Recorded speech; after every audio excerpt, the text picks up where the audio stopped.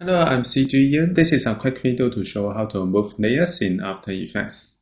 In last tutorial, we import Illustrator into After Effects. We can find the tutorial in this channel. Now, if we want to move, for example, we can move the background layer by clicking and drag, and I release the mouse button to move the layer to here.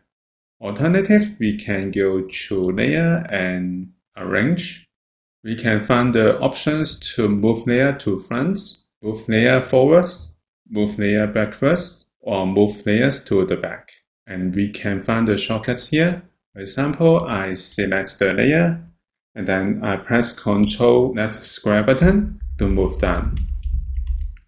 Ctrl right square button to move up. Ctrl shift right square button to move to the top. Ctrl shift left square button to move to the bottom. Actually, we can move multiple layers all together. For example, I select one layer and then shift click to make multiple selection. And then we can use the same shortcut, Ctrl left square button to move down.